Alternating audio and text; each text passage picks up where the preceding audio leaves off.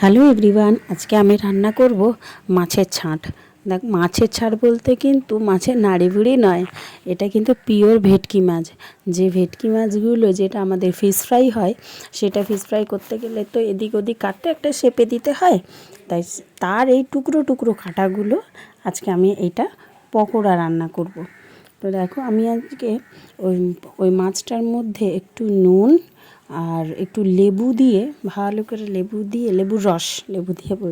রস দিয়ে ভালো করে মাখিয়ে মিনিট 5 জন্য আমি রেখে দেব।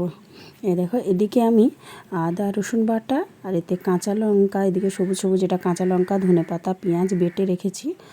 তো এইটা মাছটার মধ্যে দিয়ে দেবো, দিয়ে ভালো করে মাখাবো। এবার এই মাখাটার মধ্যে, পেস্টটার মধ্যে এবার দেখো গুঁড়ো লঙ্কা, একটুখানি গুঁড়ো গোলমরিচ, মরিচ গুঁড়ো আর একটুখানি সামান্য হলুদ দেব। নুন কিন্তু দেব না, কারণ নুন আমি আগেই দিয়ে রেখেছিলাম, তোমার ওই লেবু আর নুন মাখিয়েই রেখেছিলাম, তো সেই জন্য নুন দেব না। এটাতে আমি ভালো করে মাখিয়ে মিনিট 5 জন্য আবার এটা রেস্টে রেখে দেবো। এবার এটা কিন্তু ভালো করে মাখাতে হবে, যেন প্রতিটি মশলা প্রতিটি মাছের গায়ে লেগে যায়। 5 মিনিটের জন্য রেখে দেবো। 5 মিনিট হয়ে গেছে। 5 মিনিটের পরে একটু দেখো, মাছটা সাইড দিয়ে দেখো অনেকটা জল বেরিয়েছে, তার জন্য একটুখানি আমি বেসন দেবো। বেসনটাকে আমি ভালো করে মাখিয়ে নেব। এদিকে কড়া বসিয়ে দিয়েছি, তেল গরম হচ্ছে। এবার কালো কালো লাগছে, যেহেতু মাংসের আলু ভেজেছিলাম। দেখো ভালো করে মাখা হয়ে গেছে।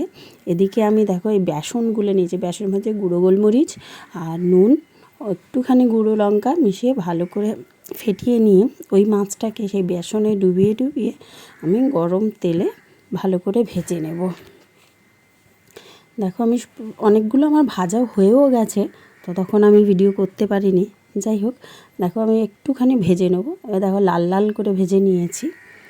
দেখো বেশ ক্রাঞ্চি ভাবটাই এসছে। দেখো আমি বেশ ভেজে নিয়েছি। এবার আমি খেয়ে দেখো, অনেকে কিন্তু চায়ের সাথে খায়, সন্ধেবেলাটাই বেশি ভালো লাগে, তো আমি ভাতের সাথে গেছি। তুমি আমার এক্সপ্রেশন দেখেই বুঝতে পারবে তোমরা কি দারুণ হচ্ছে। সত্যি বলছি, ওই ফিশ ফ্রাইয়ের চেয়ে এটা অনেক অনেক অনেক ভালো লাগে খেতে।